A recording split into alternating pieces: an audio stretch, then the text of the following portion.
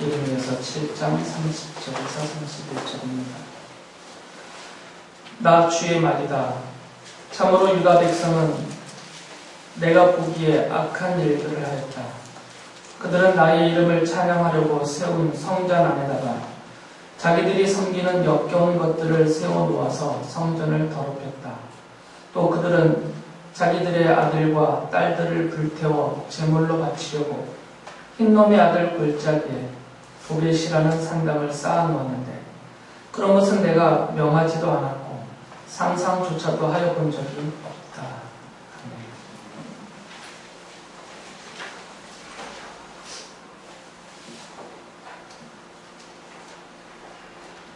교회 역사를 보면 교회의 이름으로 또 믿음이라는 그런 구호를 앞세우면서 세상과 크게 다를 바가 없는 그런 악행들이 많이 저질러져 왔어요. 물론 그 일을 앞장서 했던 분들이 이것이 하나님 보시기에 얼마나 악독한 것일까 이런 것을 진지하게 고민하고 되돌아보면서 그렇게 했는지는 알 수 없지만 역사적인 결과들만 놓고 본다면 그들이 어떤 생각, 어떤 자세로 그렇게 행했던 간에 드러난 결과를 놓고만 보면 끔찍한 일들이 참으로 많았었습니다. 무참하게 살육당한 사람들이 많았고요. 교회 이름 아래서. 그리고 온갖 불의와 부조리가 교회 안팎에서 행해졌고요. 소위 기독교 국가를 표방했던 그런 나라들이 무력으로 다른 나라들을 침탈하고 또 다른 민족들을 특히 이방 종교를 쫓는다 하여서 그 사람들을 인간 취급하지 않았던 지금 만약에 현대 법으로 판결을 한다면 모두가 좀 중범죄에 해당되는 전범에 해당되는 그런 일들을 많이 저질러 왔습니다. 그런 현상은 지금도 여전히 벌어지고 있죠. 세계 처처에서 종교의 이름 아래서 수많은 살육이 행해지고 있고 착취와 또 노략과 그런 폭력, 억압이 계속 행해지고 있어요. 이런 것들은 이 교회에서뿐만 아니라 더 거슬러 올라가서 소위 하나님의 백성이요 스스로 선택받은 민족이다라고 말하고 있는 이스라엘 역사에서도 크게 다르지 않게 드러나고 있습니다. 근데 그 흐름이 지금 이 예레미야 시대에도 여실하게 드러나고 있고요. 그것을 예레미야 선지자는 글로써 예레미야서를 쓰면서 예레미야서 안에 그대로 다 밝혀놨어요. 가리지 않고 미화하지 않고 있는 그대로 다 그것을 드러내 보여주었죠. 그래서 예레미야서 안에서 이런 종교의 이름으로 행해졌던 이런 종교적 악행들 이런 것들을 우리가 살펴보면서 오늘날 현대 교회가 또는 다른 이방 종교도 포함해서 이 종교의 이름으로 좁혀서 우리 기독교를 말한다면 교회라는 이름으로 또 성도라는 이름 아래서 너무나 당당하게 그것을 정당화하면서 행하고 있는 악행들은 어떤 것인가. 그리고 나 스스로도 나도 모르는 사이에 내가 성도로서 또 하나님의 이름을 함부로 내가 갖다 쓰면서 나의 악행을 정당화하거나 아니면 스스로 착각하여서 그것이 악행인 줄도 모르고 행하는 그런 어리석음과 죄악됨이 무엇인가 이런 것들을 좀 돌이켜봐야 됩니다. 그런 의도로 오늘 말씀을 좀 같이 살펴보도록 하겠습니다. 특히 예레미야서를 보면 예레미야 선지자 시대에는 이것이 더 심했죠.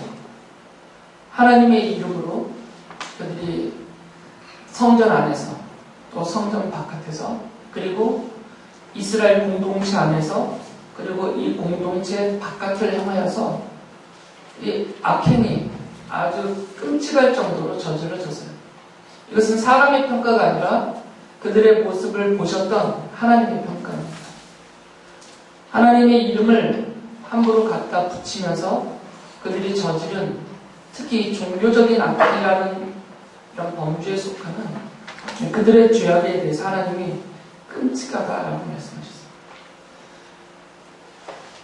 이 당시에 특히 이 종교 지도자들과 또 이스라엘 백성들을 이끌고 있는 정치 지도자들, 이들이 연합을 해서 백성들을 착취의 대상으로 삼았죠. 그들을 착취의 대상으로 삼아서 백성들을 향하여서 사리사욕이라고 하죠. 자기의 이익만을 추구하는 그런 짓들을 행했어요. 그래서 그런 과정에서 온갖 종류의 악행이 저질러졌던 거죠. 예레미야 시대 때는 자칭입니다. 그래서 스스로 하는 말이에요. 누가 그렇게 불러준 것이 아니라 자칭, 스스로 내가 하나님의 예언자다. 하나님이 나를 예언자로 세우셨고 나에게 말씀을 주셔서 지금 이 말씀을 전하게 한다. 이렇게 스스로 나서면서 하나님의 종, 하나님의 예언자로 자처했던 거짓 예언자들이 주류를 이루고 있었고요. 제사장들과 왕을 비롯한 정치 지도자들 또한 우리가 하나님의 법을 따르고 있다. 우리는 정의롭게 재판하고 있다. 그것을 주장하면서 이들이 주류를 이루면서 사회를 이끌어갔죠. 신실한 하나님의 사람인 예레미야 선지자 같은 분이 오히려 배척을 당하였고 죽임을 당할 뻔했었어요.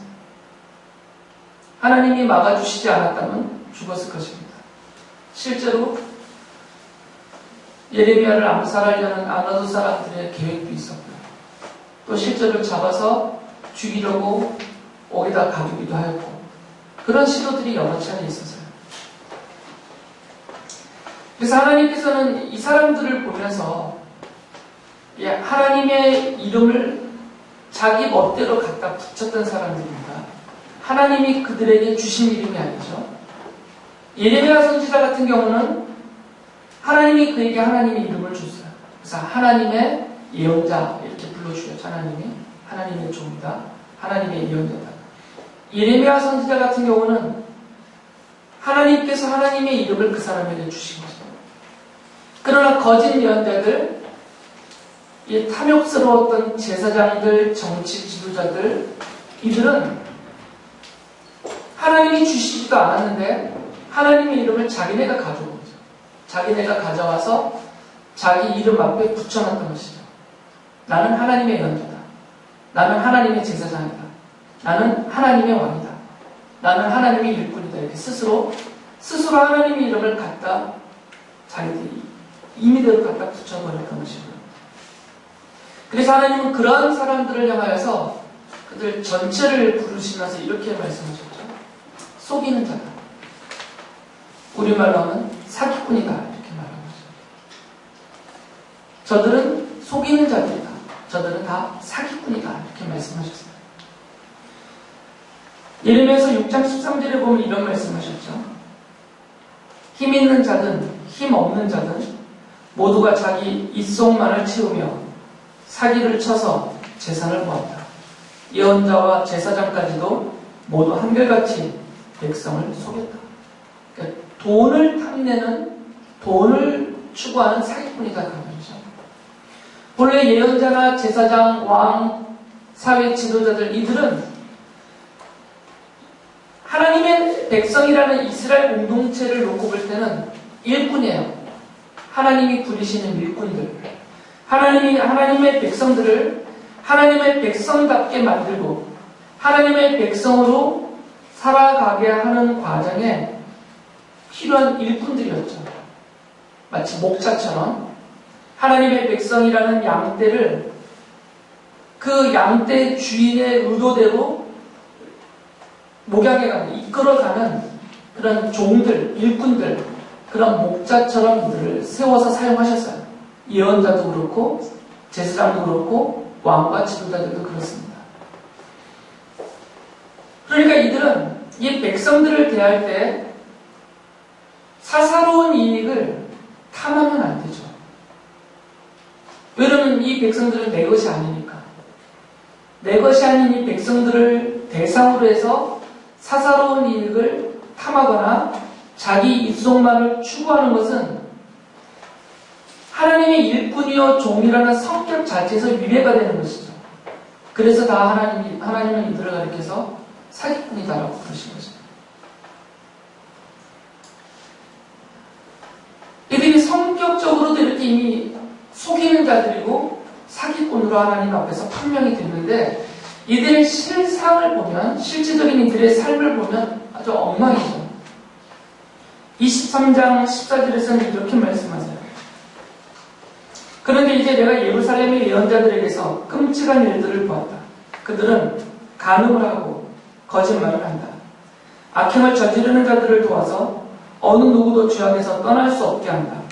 내가 보기에 그들은 모두 소돔 사람들과 같이 되었고 예루살렘의 주민은 고모라 백성과 같이 되었다라고 말씀하세요. 소돔 고모라는 여러분 이미 아시죠? 아브라함 시대에 너무나 끔찍한 죄악 가운데 휩싸여 있었던 그 도시죠. 그래서 하나님께서 불로 태워버린, 그래서 하나님의 진노의 심판을 받은 그런 도시입니다. 지금 이스라엘과 예루살렘이 이 지경이 되었다는 거죠. 예언자들이, 하나님의 예언자들이, 그리고 하나님의 종으로 세움을 받은 제사장들이, 그리고 지도자들이 하나님이 보시는 앞에서 지금 간음을 행하고 있어요. 이것은 종교적인 간음이 아닙니다. 실체적인 간음을 가리켜요. 이 구절에서는 예언자와 제사장의 제1되는 첫 번째 되는 덕목 중에 하나가 뭐냐면 정결함이에요. 깨끗해야 돼요. 그런데 지금 하나님께서 그렇게 금하시는 간음을 행하죠.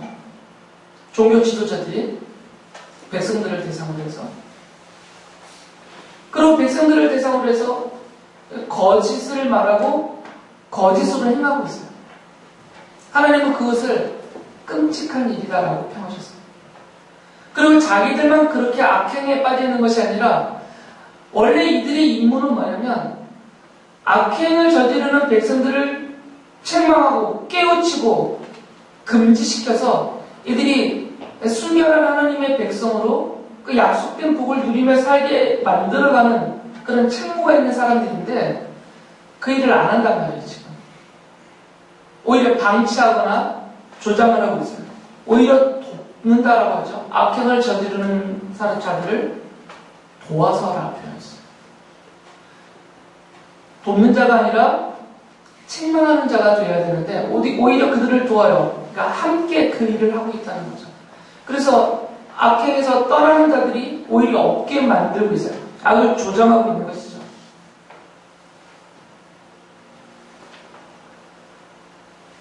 그들의 실상은 이미 예언자도 아니고 제사장도 아니고 지도자들도 아닌 거죠. 성격 자체가 이미 잘못되어 버렸고 그들의 하는 일 자체가 이미 벗어나 버렸기 때문에 7장 30절에 보면 이렇게 말씀하셨어요. 그들은 나의 이름을 찬양하려고 세운 성전 안에다가 자기들이 섬기는 역겨운 것들을 세워놓아서 성전을 더럽혔다. 그리고 23장 11절에서는 예언자도 썩었고 제사장도 썩었다. 심지어 나는 그들이 나의 성전 안에서도 악행을 저지르는 것을 보았다.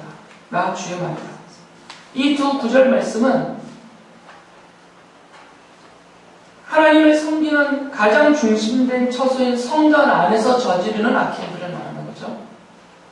종교적인 면에서 드러나는 또 다른 악행이죠. 이 거룩한 하나님의 성전 안에다가 우상들을 세우는 것입니다. 드러내놓고 이방의 신상을 세우기도 했었어요. 실제로 이스라엘 역사에서. 그리고 간접적으로는 하나님을 섬긴다라는 명분 하에서 하나님이 금하셨던, 십계명에서 금하셨던 여러 종류의 형상을 만들어 놓고 여러 종류의 눈에 보이는 것들, 사람들로 하여금 보고 알 수 있는 눈에 보이는 것들을 장식으로 꾸며놨다는 거죠. 하나님은 일체 허용하시지 않았습니다. 성막이나 초기에 세워졌던 예루살렘 성전 안은 아주 단순했습니다. 이 성전, 성소 안은 정말 조촐했어요. 단순해요. 크지도 않습니다. 크기가. 말씀드렸듯이 우리 예배당보다 조금 더 커요. 그렇게 크지가 않습니다. 그리고 이 안에 있는 성스러운 물건이라고 하는 것은 몇 개 두지 않아요. 두꺼운 회막 안에 있는, 휘장 안에 있는 언약궤, 이거 하나. 그리고 이 휘장 바로 앞에 있는 향단. 그리고 빵을, 이스라엘의 12지파를 상징하고 있는 빵 12덩이를 올려놓는 우리가 말하는 떡상. 그리고 등대. 불 켜놓는 등. 성소 안에는 이게 다예요. 아무것도 없습니다. 그리고 성소 바깥으로 나가도 제물을 살라 바치는 번제단. 그리고 정결함을 상징하여서 손을 닦는 물이 담겨있는 물두멍. 실제로 이런 것밖에 없어요. 하나님이 모세에게 이렇게 지으라라고 성전의 청사진을 보여주셨는데 그대로 모세가 따라 지은 거죠. 더 필요한 것이 있었으면 하나님이 모세에게 더 명령하셨을 것이에요. 그러나 이것으로 충분하기 때문에 하나님이 딱 그것만 명하셨고 그대로만 만들어졌어요. 그러니까 성전 안에는 다른 것을 놔두면 안 됩니다. 아무리 하나님을 섬기겠다는 열심이 있다고 하더라도 하나님이 명하신 것 외의 것은 성전 안에 세워도 안 되고 만들어도 안 되고 걸어놓아도 안 돼요.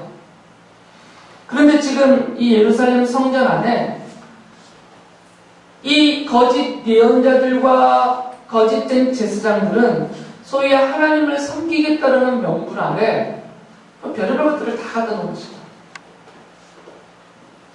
이건 적극적으로 하나님의 말씀을 거역한 것입니다. 더럽혔다라고 그래서 하나님이 말씀하시는 거죠. 더럽혔어요. 왜 더럽혔다고 그러냐면 이 성전의 의미는, 성수의 의미는 그렇게 단촐하게 명하신 그러한 성물들을 통하여서 하나님의 계시가 드러나는 것이 성전이에요. 하나님의 임재를 상징하고 있고 언약궤는, 그리고 하나님의 임재 아래서 죄 용서가 베풀어지고 있고 성전에서, 그리고 성도들의 기도가 올라가고 있고, 계시록의 해석에 의하면 이 피우는 향은 성도들의 기도를 의미하고 있다는 해석을 하고 있으니까 성전에서 하나님 앞에 하나님의 백성들은 제사장이 대표가 되어서 기도를 올리고, 그리고 그 등대는 하나님의 백성들, 계시록의 해석에 의하면 그것은 교회를 가리키는 것이었는데 하나님의 백성들을 상징하고 있고, 이스라엘 12지파를 상징하고 있는 하나님의 백성들을 상징하고 있는 빵이 진열되고 있고, 일주일마다 이것을 갈아야 되죠, 안식. 이런 일들, 이런 것들을 통하여서 하나님과 하나님의 백성 사이에 그 언약이 성취되고 하나님의 계시가 드러나는 그런 상징적인 처소예요. 다른 게 있으면 안 됩니다. 다른 것을 가미하면 안 되죠. 그런데 이 사람들은 사람의 생각으로 하나씩 넣다 보니까 성전을 더럽히게 된 것이고, 그리고 이들이 그것을 근거로 해서 성전 안에서 하는 행위들이 하나님을 섬기는 것이 아니라 오히려 하나님을 거역하는 그런 것이 되었기 때문에 악행이라고 하나님이 판정을 하시는 거죠. 그들의 악행에 대해서. 그리고 이들은 백성들을 대하는 태도에 있어서도 하나님의 책망을 받죠. 19장 4절에 이렇게 말씀하세요. 그들이 나를 저버리고 이곳을 남의 나라처럼 만들어 놓고 그들 자신뿐만 아니라 그들의 조상이나 유다 왕들도 전혀 알지 못하던 다른 신들에게 분양하고 이곳을 죄 없는 사람들의 피로 가득 채워놓았기 때문이다 라고 말씀하세요. 예레미야서 끝에 보면 예레미야 애가가 있어요. 탄식의 노래죠. 슬픔의 노래. 그 예레미야 애가 사장식감들에서 이렇게 탄식을 하죠. 이것은 예언자들이 죄를 짓고 제사장들이 악한 일을 하여서 성 안에서 의로운 사람들이 살해되었기 때문이다. 그러니까 백성들을 향하여서는 이 종교적인 또는 정치적인 사회적인 지도자들이 하는 일이 무엇이냐면 그들의 행복을 추구해주고 그들이 하나님의 백성으로 약속과 복을 누리며 잘 살게 만들어가는 이 일을 하는 것이 아니라 이들을 억울하게 만드는 거죠. 이들을 착취하고 억압하고 죽이고 그래서 억울하게 희생되는 백성들이 많게 만든 거죠. 아주 무자비한 독재가 행해지는 나라에서 벌어지는 일들이죠. 고대도 그렇고 현대도 그렇고 이런 무자비한 독재적인 권력이 행해지는 나라에서는 백성들이 죽어나갑니다. 희생당하고 억울한 일들을 겪고 이제 그 일이 지금 이스라엘에서 그 중심지인 예루살렘에서 벌어지고 있는 거죠. 하나님의 일꾼들을 통하여서 원래는 하나님의 일꾼들인데 하나님의 종들인데 백성들을 위해서 희생해야 되는 종들인데 오히려 백성들을 희생시키는 자들이 된 거죠. 이게 다 지금 하나님의 이름을 갖다 쓰면서 저지러진 일들을 열거하는 것입니다. 그 중에서도 가장 극악한 일들은 19장 5절이 말하는 일이에요. 19장 5절에 보면 그리고 그들은 제 자식들을 바알에게 번제물로 불살라 바치려고 바알의 산당들을 세움으로써 내가 그들에게 명한 적도 없고 말한 적도 없는 내가 상상조차도 하여 본 적이 없는 죄를 저질렀기 때문이다. 이미 저질렀어요. 자기의 자녀들을 번제물이라는 것은 불살라 바치는 겁니다. 제물로 불살라 바치는 이건 이방 종교에서 벌어지는 일이죠. 바로 인신제사입니다. 사람의 몸으로 드리는 제사예요. 이건 강한 토종 종교 중에서도 가장 극악한 종교 형태인데 지금 이스라엘 사람들이 이 종교 지도자들의 인도함을 따라서 이 짓을 하고 있는 것이죠.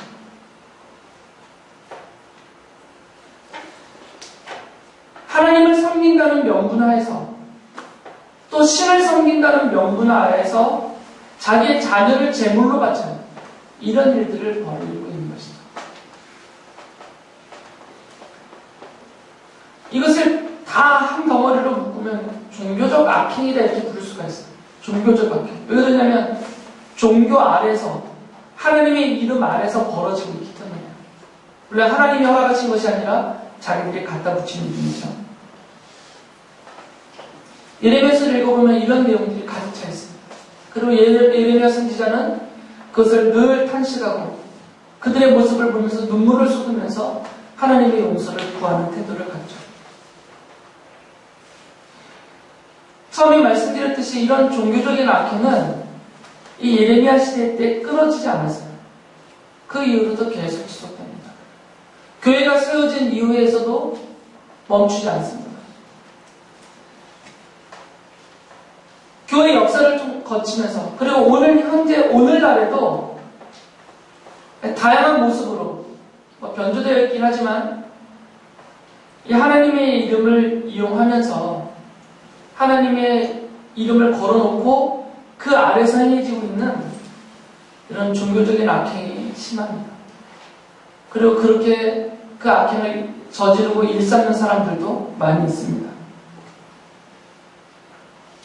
거짓으로 하나님의 말씀을 가르치는 사람들도 있어요.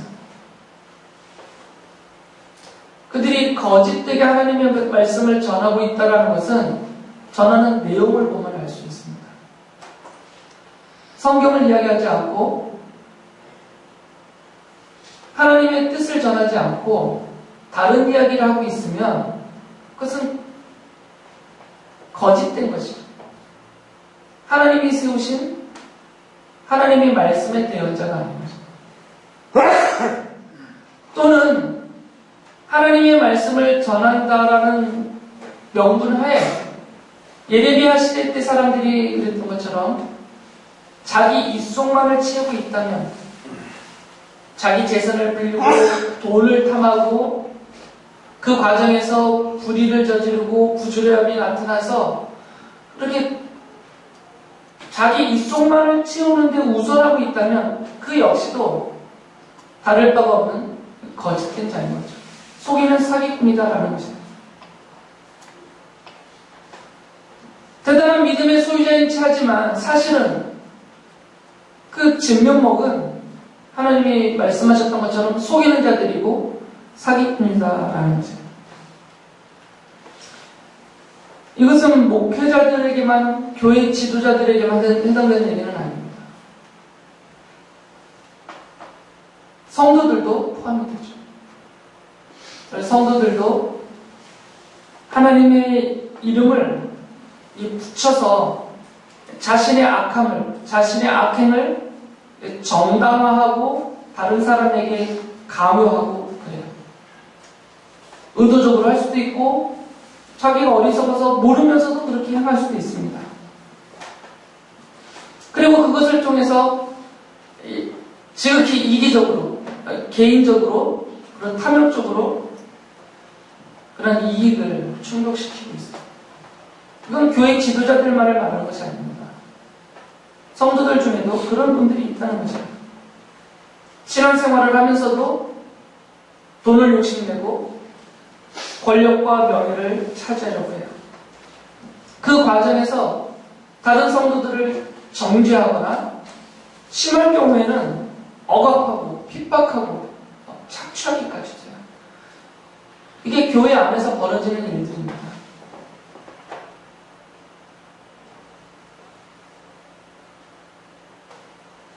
우리 교회라고 예외가 될 수는 없겠죠. 저도 예외가 될 수는 없겠고요. 그러니까 이 말씀 앞에서 저도 그리고 여러분도 겸손하게 반성을 해야 돼요. 돌아봐야 된다는 거죠. 하나님이 보시기에 내가 이렇게 속이는 자는 아닌가? 하나님 보시기에 내가 사기꾼은 아닌가? 내가 주님을 믿는 사람이라고 하면서 내가 하나님의 말씀을 전하는 목사라고 하면서 하나님의 이름을 함부로 거론하고 함부로 갖다 붙여서 나의 악행을 정당화하고 있거나 내가 하고 있는 이 일들을 다른 사람에게 강요하고 있지는 않은가. 그리고 그 과정에서 그 일들의 최종적인 목적이 나의 개인적인 이익을 추구하거나 사리사욕을 타도하는 것은 아닌가. 이런 것들을 좀 점검을 해야 돼요. 왜 그러냐면 출애굽기 20장 10절에 보면 하나님께서는 이 하나님의 이름을 더럽히는 자들을 벌하신다라고 하셨거든요. 이렇게 말씀하셨죠. 너희는 주 너희 하나님의 이름을 함부로 부르지 못한다. 주는 자기 이름을 함부로 부르는 자를 죄 없다고 하지 않는다. 그러니까 하나님의 이름을 조롱하거나 멸시하거나 이런 것도 포함이 되지만 하나님의 이름을 함부로 쓰면 안 된다는 거죠. 함부로 갖다 붙이면 안 돼요. 내가 하나님의 종이다. 내가 하나님의 예언자다. 하나님의 대행자다. 이런 말을 함부로 쓰면 안 돼요. 나는 하나님의 사람이니까 내가 하는 일, 내가 하는 말, 내가 하는 사업 이것은 다 정당하다. 이렇게 함부로 쓰면 안 되는 거죠. 그렇게 함부로 쓰면 하나님께서 죄 없다라고 하시지 않으세요. 이 예레미야 시대 때 보면 하나님이 이 거짓 예언자들과 제사장들을 이렇게 벌하신다 하시죠. 6장 15절을 보면 그러므로 그들이 쓰러져서 시체 더미를 이룰 것이다. 내가 그들에게 벌을 내릴 때 그들이 모두 쓰러져 죽을 것이다. 나 주의 말이다 라고 말씀하셨어요. 23장 2절에서도 이런 말씀하시죠. 그러므로 나 주 이스라엘의 하나님 내 백성을 돌보는 목자들에게 말한다. 너희는 내 양떼를 흩어서 몰아내고 그 양들을 돌보아 주지 아니하였다. 너희의 그 악한 행실을 내가 이제 벌하겠다. 나 주의 말이다. 라고 하세요. 이 거짓 예언자들과 제사장들 그리고 이 백성들이 이렇게 합니다. 바깥에서는 온갖 종류의 악행을 저지르면서도 성전에만 오면 나는 안전하다 이렇게 스스로 착각하고 스스로를 위로하고 있어요. 그래서 이렇게 말씀하시죠. 7장 10절에서 너희는 이처럼 내가 미워하는 일만 저지르고서도 내 이름으로 불리는 이 성전으로 들어와서 내 앞에 서서 우리는 안전하다 하고 말한다. 이게 얼마나 어리석습니까? 하나님은 그들을 속이는 자다, 사기꾼이다, 내가 너희들을 벌하겠다, 아예 죽이겠다라고 계획하고 그렇게 행하고 계시는데 그들은 그 하나님 앞에 와서는 나는 이제 안전하다. 왜 안전하다고 그러는 거예요? 어디에 들어왔기 때문에? 성전에 들어왔으니까. 그러니까 자기 스스로를 속이는 거죠. 나는 악한 자인데 내가 성전에 들어와 있으니까 이 성전은 안전한 곳이니까 나는 안전하다 이렇게 생각하는 거죠. 이건 하나님 앞에서는 어리석은 것입니다. 그가 성전 안에 들어왔던 심지어는 하나님의 지성소 안에 들어왔다 하더라도 그가 악한 자이면 하나님이 벌하시는 거죠. 그러니까 성전에 들어왔다고 해서 안전한 게 아닙니다. 32장 32절에 보면 이렇게 말씀하셨어요. 이스라엘 백성과 유다 백성이 왕들이나 고관들이나 제사장들이나 예언자들이나 유다 사람이나 예루살렘 주민이라 가릴 것 없이 모두 온갖 죄악을 저질러서 나를 노하게 하였다. 그러니까 지금 이스라엘이 이런 지도자들뿐만 아니라 그들의 지도를 받는 백성들까지도 모두가 다 이 온갖 죄악에 빠져 있으면서 하나님을 노하게 하나님의 그 심판과 형벌을 받을 수밖에 없는 그런 처지가 되었다는 거죠. 그래서 예레미야 선지자가 이렇게 애통하면서 탄식을 하죠. 예레미야가 2장 20절에 보면 어찌 주님의 성전에서 제사장과 예언자가 맞아 죽을 수 있습니까?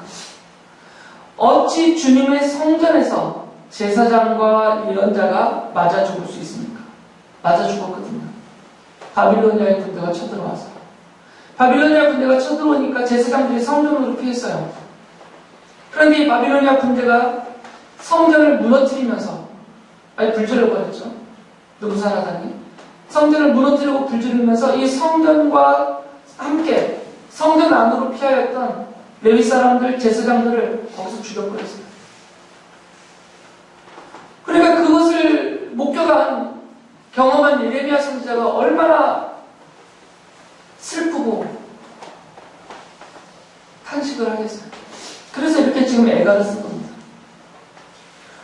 성전 안에서 그들이 스스로 안전하다 하고 말하고 있던 그 성전 안에서 더군다나 하나님의 예언자라고 하던 사람들이 하나님의 제사장이라고 하던 사람들이 하나님의 성전 안에서 맞아 죽었어요. 이런 일이 벌어진 거죠.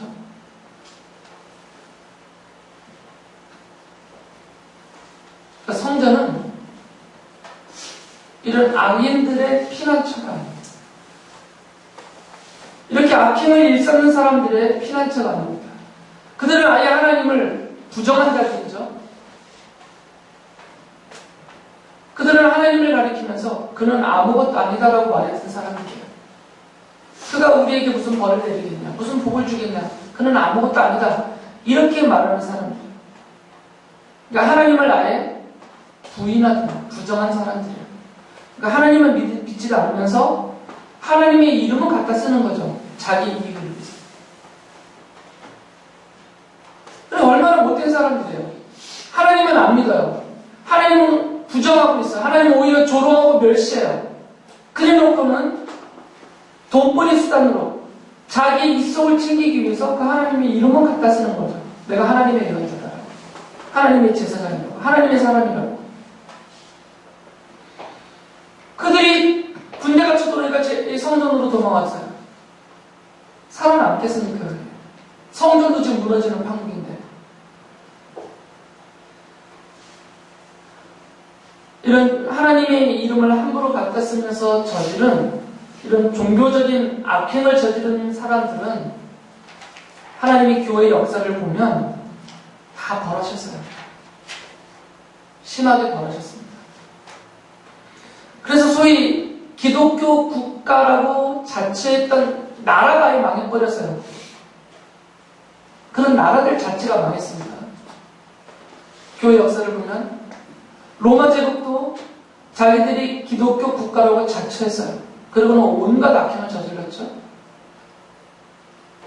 후에 로마 제국을 추종하는 여러 나라들이 세워지면서 자기들은 하나님을 섬기는 기독교 국가라고 표방을 했어요. 뭐 신성 로마 제국도 마찬가지고요. 그러나 실제로 그 나라 이름 아래서 온갖 악행들이 저질러졌고 그 나라들 다 망했습니다. 만약에 정말 하나님께로부터 인정받는 진정한 하나님의 나라로서를 표방하는 그리고 그것을 추구하는 최선을 다하는 그런 나라였다면 하나님이 지켜줬겠죠. 약속하신 것이 있으니까. 하나님이 기업이다라고 자랑했던 많은 회사들이 문을 닫았습니다. 실제로는 아니었기 때문이에요. 우리나라에도 많죠.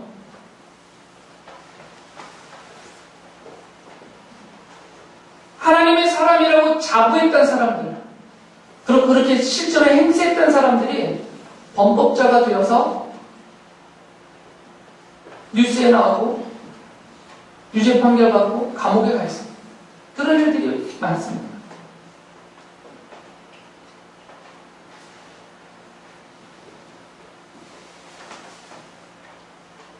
하나님의 교회다라고 그렇게 자랑스러워했던 교회들이 문 닫았어요.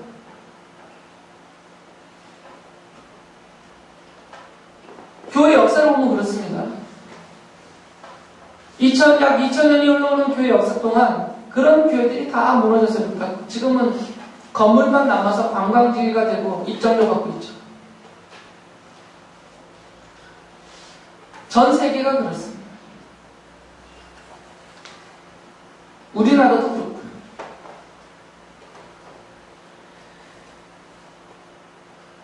우리가 생각을 못할 뿐이지 하나님께서는 이 하나님의 이름을 더럽히고 있는 나라, 민족, 집단, 사람들, 교회까지도 다 벌하세요. 이게 역사적인 결과들입니다. 막연히 하는 말이 아니고 실제로 교회의 역사와 세계사에서 드러나는 모습들이에요. 이걸 잘 알아요, 예레미야 선지자는. 그래서 예레미야 선지자가 탄식을 하는 것입니다. 그래서 10장 24절에 보면 예레미야는 하나님의 쏟아지는 진노는 어떻게 막을 수가 없다는 것을 뻔히 알기 때문에 10장 24절에 이렇게 말씀을 드리죠. 하나님께 주님, 형벌로 주님의 백성을 채찍질하여 주시되 주님의 진노대로 하지 마시고 너그럽게 다스려 주십시오. 우리가 죽을까 두렵습니다.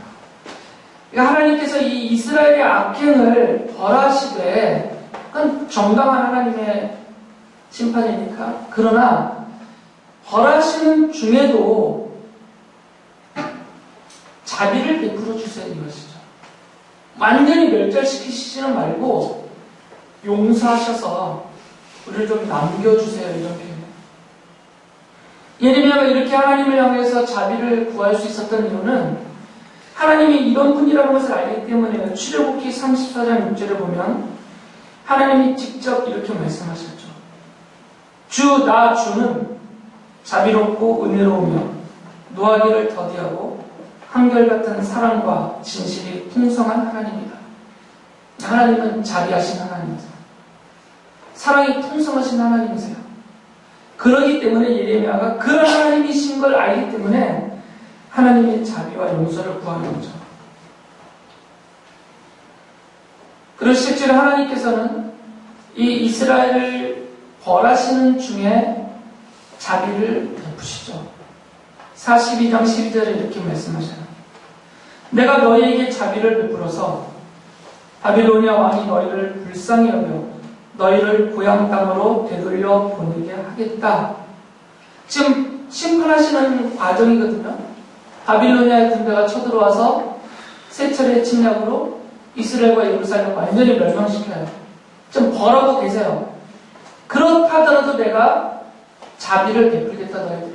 그래서 포로로 끌려가지만 70년이 지나면 너희들을 다시 되돌려 보내서 너희들의 땅과 그리고 성전과 기업을 회복시켜 주겠다라고 약속을 하세요. 시편에 보면 시인들이 이 하나님의 자비하심을 구하는 시를 많이 썼어요. 그 중에 두 개를 보면 25편 7절에 이렇게 하죠. 내가 젊은 시절에 지은 죄와 반역을 기억하지 마시고 주님의 자비로우심과 선하심으로 나를 기억하여 주십시오. 86편 15절에서는 그러나 주님은 자비롭고 은혜로우신 하나님이시여 노하기를 더디하시며 사랑과 진실이 그지없으신 분이십니다. 그러니까 하나님의 이 자비하심을 믿기 때문에 내가 지은 죄, 내가 젊은 시절에 지었던 죄와 반역을 용서해달라 그렇게 구하는 거죠. 요만큼도 인정거리가 없고 자비함이 없는 요만큼도 없는 사람을 향해서는 구해봤자 소용이 없어요. 끄떡도 없으니까. 그러나 자비함이 넘치는 사람, 풍성한 사람을 향해서는 구할 수 있어 얼마든지 불쌍한 척하면서 더. 그러면 자비를 베풀죠. 자녀들을 향해서 부모들은 넘치는 자비심을 갖고 있어요. 그래서 자녀들이 잘못한 것에 대해서 받아야 될 벌을 그것이 100이면 100을 다 내리지 않습니다. 얼마 하다가 그쳐요. 용서를 한단 말이죠. 자녀를 대하는 부모의 심정이죠. 하나님의 자녀, 하나님의 백성들을 향해서 갖고 계시는 하나님의 자비하심이 그와 같습니다. 그래서 이스라엘 백성들을 향해서도 원래는 소돔과 고모라와 같다라고 하셨기 때문에 그들에 대한 평가를 소돔과 고모라와 같다라고 내리셨기 때문에 소돔과 고모라가 받았던 벌과 똑같은 벌을 내리셔야 돼요. 불태워서 멸절을 시키셔야 되죠. 그런 하나님은 그렇게 안 하셨잖아요. 그들을 용서하시고 자비를 베푸셔서 다 회복을 시켜주셨어요. 10장 18절을 보면 하나님이 이 이스라엘 사람들을 예루살렘을 멸망시키면서 벌하시는 그 이유, 하나님의 뜻을 이렇게 알려주시죠. 내가 이번에는 이 땅에 사는 백성을 먼 곳으로 내던지고 그들이 자신의 죄를 깨달아 알도록 내가 직접 그들에게 고통을 주겠다. 내가 직접 그들에게 고통을 주겠다. 벌하시는 거죠. 그 이유는 그들이 자신의 죄를 깨달아 알고 죄를 깨달아야 뉘우치죠. 깨닫지 못하면 뉘우침과 돌이킴이 없어요. 깨닫지 못하고 뉘우치지 못하고 돌이키지 못하여서 계속해서 그 죄악으로 악행으로 치달아가면 거기에 상응하는 형벌과 심판이 있을 뿐이다. 그러니까 깨달아야 되죠. 우리 사람들은 저를 포함해서 우리 인간은 연약하기 때문에 부족하기 때문에 죄를 짓습니다. 그러나 하나님의 백성들은 하나님의 살아계심과 성령님의 역사하심과 하나님의 말씀의 깨우치심을 따라서 깨달아요. 자기가 지은 죄를 깨닫는단 말이죠. 깨닫고 뉘우치고요. 돌이킵니다. 그 과정에서 그 깨닫게 하기 위하여서 하나님이 이들을 벌하신 것처럼 책망하시거나 벌하시죠. 말씀으로 깨우치시기도 하지만 실제적으로 벌하심으로 고통을 가하심으로 깨우치기도 하세요. 예레미야서 2장 19절에 이렇게 말씀하셨어요. 내가 저지른 악이 너를 벌하고 너 스스로 나에게서 돌아섰으니 그 배신이 너를 징계할 것이다. 그러므로 주 너의 하나님을 버린 것과 나를 경외하는 마음이 너에게 없다는 것이 얼마나 악하고 고통스러운가를 보고서 깨달아라. 나 만군의 주 하나님의 말이다. 보고 깨달으라는 거죠. 그 벌어지는 일들을 보면서 깨달으라는 거죠. 성전이 무너지는 것을 보면서 깨달으라는 거죠. 아, 성전이 안전하지가 않구나. 내가 죄악 중에 있다는. 깨달으라는 거죠. 하나님의 예언자여 제사장이라고 자칭 그렇게 앞장섰던 사람들이 맞아 죽고 있어요. 성전 안에서. 그것을 보면서 저들이 거짓된 자들이고 속이는 자들이구나. 그것을 깨달으라는 거죠. 자기가 살고 있는 집이 불타고 살육을 당하고 포로로 끌려가는 이런 과정을 보면서 내가 얼마나 악행을 저지르고 있는지, 하나님 그는 아무것도 아니다라고 말한 내가 얼마나 큰 죄악을 저지르고 있었는지 깨달으라는 것이에요. 말로 해서는 좀 안 들으니까. 하나님이 예언자들을 보냈고 예레미야를 비롯한 하나님의 사람들을 보내서 계속 말씀으로 깨우쳐 주셨는데도 깨닫지 못하니까 이제 직접 당해보고 직접 눈으로 보고 깨달으라 이것이에요. 깨우치시라는 거죠. 깨달아야, 깨우쳐야 돌아오니까, 못 깨달으면 치달아가니까 악행으로, 멸망의 자리로. 하나님이 이렇게 사랑을 베푸신 것이에요. 그래서 이렇게 그들을 징계하시면서 3장 12절 13절 보면 이렇게 말씀하세요. 배신한 이스라엘아 돌아오너라. 나 주의 말이다. 내가 다시는 노한 얼굴로 너를 대하지 않겠다. 나는 자비로운 하나님이다. 나 주의 말이다. 내가 너를 영원히 품지는 않겠다. 다만 너는 너의 죄를 깨달아라. 깨닫고 돌아오라 이거지. 깨닫고 돌아오라.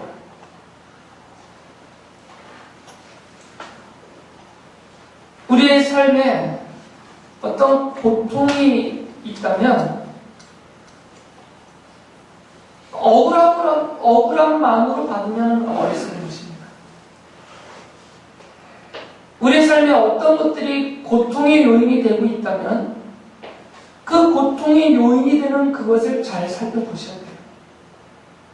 하나님께서 나를 깨우치기 위해서 쓰시는 수단과 방법일 수도 있기 때문입니다. 100% 그렇다는 것은 아니지만 그럴 수도 있기 때문입니다. 그래서 어떤 고통, 고난이 닥치던 간에 우리는 겸손하게 그 자리에서 멈춰서 계속 치달아가지 말고 그 자리에 멈춰서 돌이켜봐야 돼요. 나 자신을 돌이켜보고 내 가정을 돌이켜보고 나의 기억을 돌이켜봐야 돼요. 뭐가 잘못된 것은 없는가? 하나님 앞에서 내가 저지르고 있는 악행과 불의와 부조리는 없는가? 이대로 가다가는 완전히 망하게 생긴 그런 것들은 없는가? 이게 뭐가 낫습니까? 돌이켜봐야 되겠죠. 돌이켜봐서 깨달아지는 것이 있다면 빨리 하나님 앞에 엎드려야 되죠. 빨리. 그것 때문에 책망하실 수도 있었기 때문에. 하나님은 약속하셨어요. 내가 자비함으로 용서합니다. 그러니까 너는 깨닫고 돌아오라. 깨닫고 돌아와라.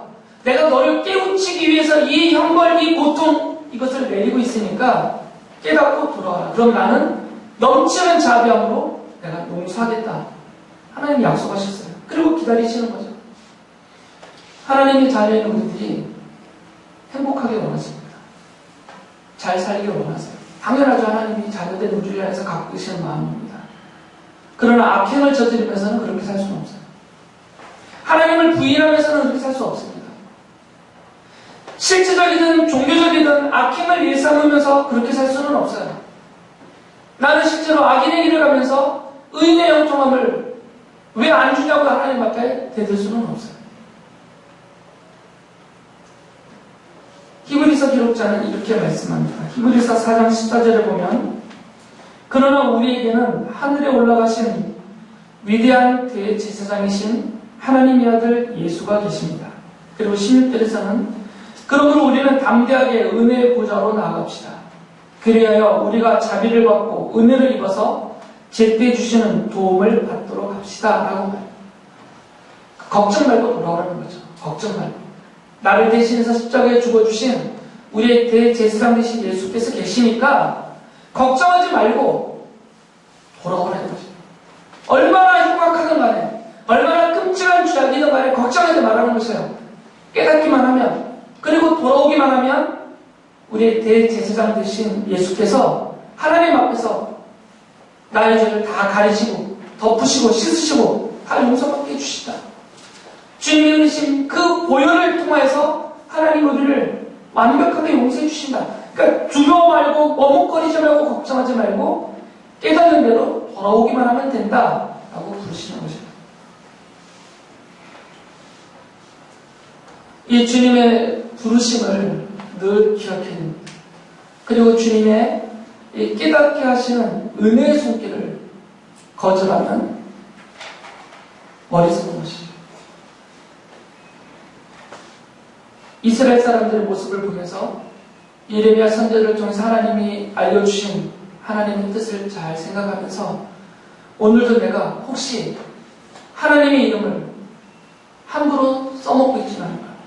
그리고 하나님의 이름을 빌려서 내 사리사욕을 채우며 돈과 어리석음과 악함과 온갖 종류의 악행을 포장하고 있지는 않은가?